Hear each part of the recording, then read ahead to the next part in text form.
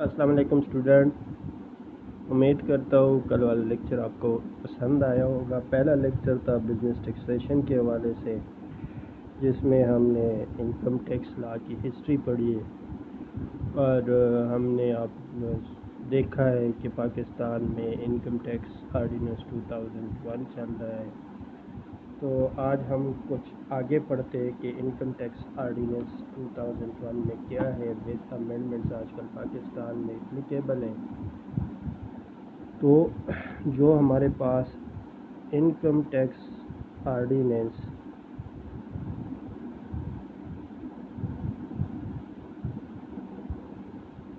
2001 चल रहा है, उसका जो उसमें दूसरा चैप्टर है वो है डेफिनेशन के हवाले से। कोई भी एक्ट या आर्डिनेंस आता है तो उनमें सबसे पहले चीज़ें डिफाइन किया जाता है कि अगर कहीं पे ये चीज़ आ जाए तो उसका मतलब क्या होगा। फॉर एग्ज़ाम्पल हम देखते हैं कि डेफिनीशन में पहला डेफिनीशन सपोज करें, एक डेफिनीशन है अक्यूमुलेटेड प्रॉफिट। क्योंकि प्रॉफिट के ऊपर टैक्स कैलकुलेट होता है तो टैक्सेशन के हवाले से ये बहुत इम्पोर्टेंट है कि हमें पता हो कि अक्यूमुलेटेड प्रॉफिट क्या होता है। तो उसी हवाले से डिफरेंट टर्म्स है, जैसे कि एपेलेट ट्रिब्यूनल का एक टर्म आता है, एपेलेट ट्राइब्यूनल। इसी टर्म का क्या मतलब है इनकम टैक्स आर्डिनेंस के हवाले से। फाइनेंशियल ईयर क्या होता है ये भी वो डिफाइन करेगा। इनकम टैक्स आर्डिनेंस के डेफिनीशन वाला चैप्टर है। इसी तरह बिजनेस क्या होगा उनकी डेफिनीशन भी हम पढ़ेंगे। कैपिटल एसेट कौन से होंगे वो पढ़ेंगे डेफिनीशन के हवाले से। इसी तरह बैंकिंग कंपनीज क्या होती है, कंपनी बजाते खुद क्या चीज़ है।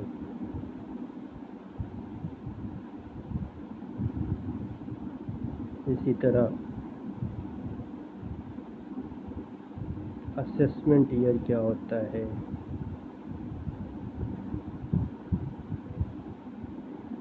किस रेजिडेंशियल स्टेटस हम कैसे मुहैया करेंगे, क्या रूल्स रेगुलेशन है रेजिडेंशियल स्टेटस के हवाले से। तो इन चीज़ों को सारों को डिफाइन करेंगे। इसी तरह इसके अलावा तीसरा चैप्टर हमारे पास बनता है कि जी इन सब चीज़ों का जो हम चीज़ों को टैक्स करेंगे उनकी लीगल प्रोविजंस क्या होंगे। उनके हवाले से लीगल प्रोविजंस का ये मतलब होता है कि कानून उनके बारे में क्या कहते हैं कि टैक्सेबल होगा, टैक्सेबल नहीं होगा, अगर टैक्सेबल है तो किस रेट से टैक्सेबल होगा, कितनी अमाउंट टैक्सेबल होगी, ये सारा हम उसमें डिस्कस करते हैं। तो आज हम पढ़ते हैं अक्यूमुलेटेड प्रॉफिट के हवाले से कि अक्यूमुलेटेड प्रॉफिट क्या होता है।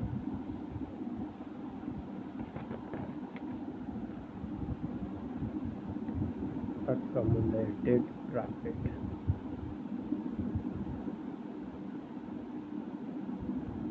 किसी भी कंपनी की अक्यूमुलेटेड प्रॉफिट को डिफाइन कैसे करते हैं।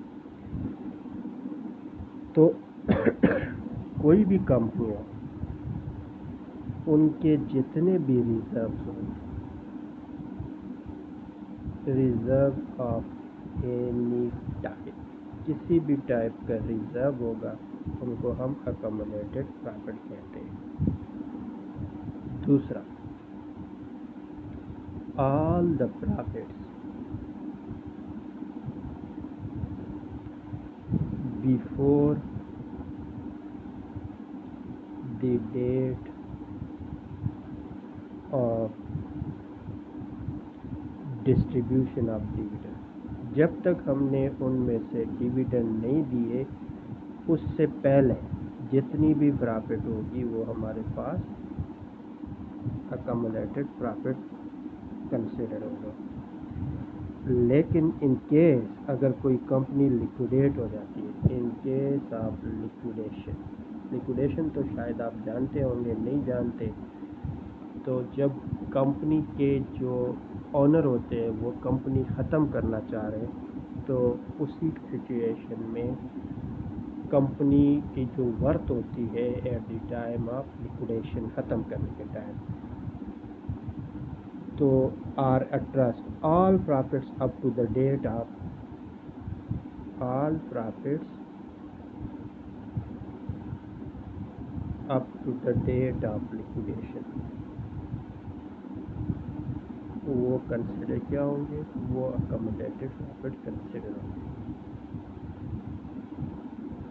تو یہ سارا ہمارے پاس لیکوڈیشن اکمولیٹڈ پرافٹ ہے۔ اگر آپ سے کوئی پوچھے کہ یہ جو اکمولیٹڈ پرافٹس کی ڈیفینیشن ہے یہ آپ نے کہاں سے لیے، تو آپ ان کو بتا سکتے ہیں کہ یہ section 2 sub section 1 of income tax ordinance میں ہمارے پاس اویلیبل ہے یہ ڈیفینیشن۔ آپ وہاں سے بھی دیکھ سکتے ہیں کہ انکم ٹیکس آرڈیننس کا ڈیفینیشن، انکم ٹیکس آرڈیننس میں اکمولیٹڈ پرافٹ کی ڈیفینیشن کیا ہے۔ ٹھیک ہے جی، تو یہ انکم ٹیکس آرڈیننس میں ڈیفائنڈ ہوا ہے۔ اب ہمارے پاس آتا ہے کہ ایفیلیٹ ٹریبیونل کیا ہوتا ہے۔ دوسرا ڈیفینیشن ہمارے پاس ہے ایفیلیٹ ٹریبیونل۔ یہ ہمارے پاس ہے انکم ٹیکس کی under section income tax ordinance 2001 کی سیکشن 30۔ سب سے پہلے جو ہمارے پاس جہاں پہ ٹیکس کلیکٹر اور ٹیکس پیئر کے درمیان کوئی متنازع بات آ جائے، کوئی بھی چیز متنازع بن جائے، تو ٹیکس پیئر وہاں پہ اپیل کر سکتا ہے۔ یہ ایک ہائیسٹ اتھارٹی ہے۔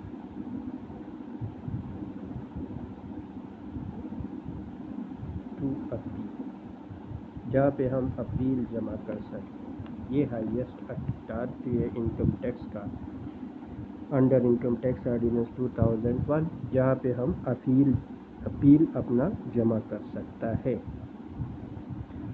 اب سوال یہ پیدا ہوتا ہے کہ جو ایپلیٹ ٹریبیونل کے ممبر ہوتے ہیں وہ کون اپوائنٹ کرتا ہے، تو یہ اپوائنٹنگ اتھارٹی ان کا کون ہے، تو اپوائنٹنگ اتھارٹی ان کی فیڈرل گورنمنٹ ہے۔ فیڈرل گورنمنٹ ہی ان لوگوں کو اپوائنٹ کرتا ہے ایپلیٹ ٹریبیونل والے کو، فیڈرل گورنمنٹ۔ ٹھیک ہے جی، نیکسٹ ہمارے پاس یہ آتا ہے کہ کون اپیل کر سکتا ہے۔ دونوں، اگر ٹیکس پیئر یا کمشنر آف انکم ٹیکس جو کلیکٹر ہو، اگر دونوں میں سے کوئی بھی سیٹسفائیڈ نہ ہو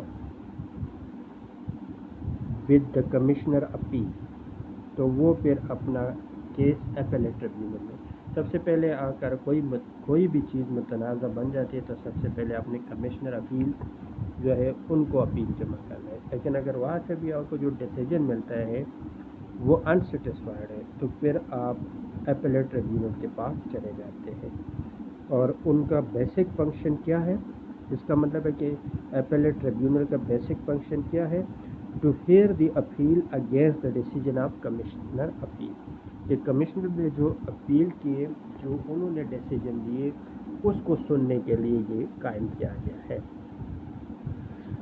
اب ان کے ممبر کون کون سے ہوتے ہیں، سوال یہ پیدا ہوتے ہیں کہ ممبرز آف ایپلیٹ ٹریبیونل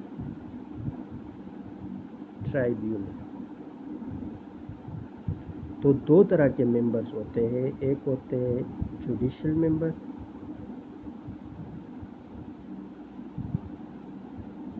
اور دوسرا ہوتا ہے اکاؤنٹنٹ ممبر۔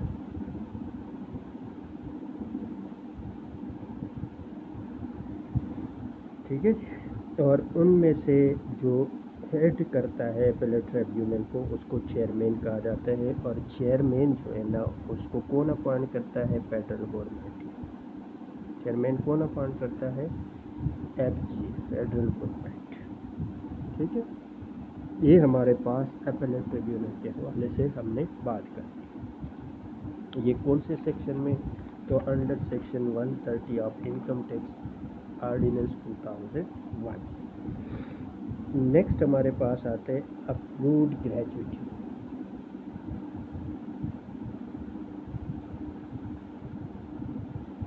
Approved gratuity fund, different types के फंड्स होते हैं। तो अप्रूव्ड ग्रेजुएटी फंड्स का मतलब क्या है?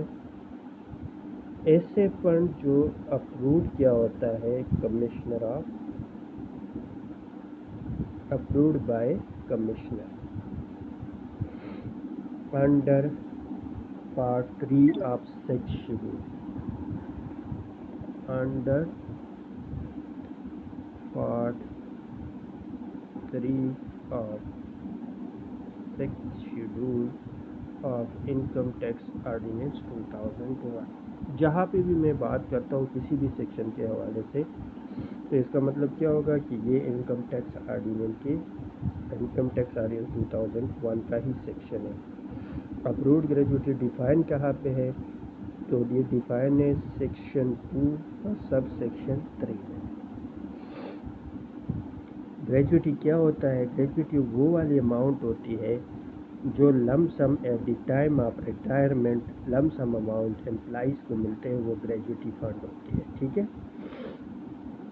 तो एम्प्लॉयर जितने भी, एक होते हैं एम्प्लॉय, एक होते हैं एम्प्लॉयर,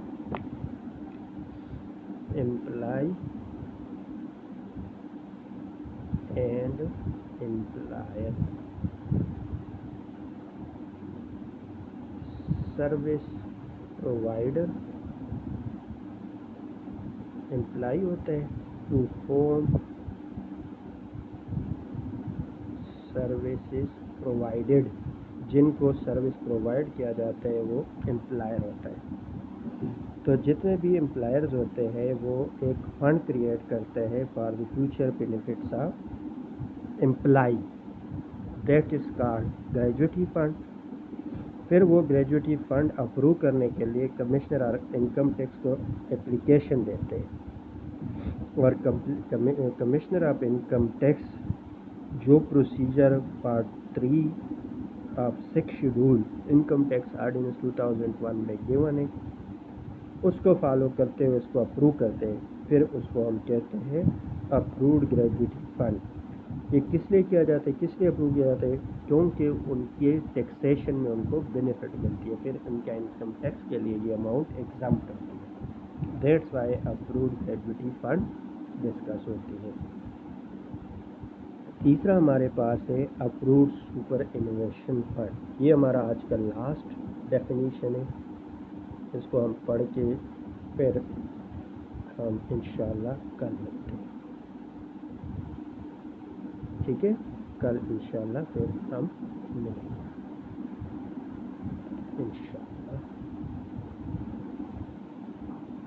या आज के लिए इतना ही काफ़ी है। इंशाल्लाह कल अप्रूव्ड सुपर इनोवेशन से शुरू करेंगे। उम्मीद करता हूँ आपको लेक्चर पसंद आए होगी, समझ भी आ गया होगा। अगर कोई भी सवाल है तो आप कमेंट्स में सवाल कर सकते हैं। चैनल को लाइक करें, सब्सक्राइब करें। अल्लाह सलामत रखे। अल्लाह हाफ़िज़।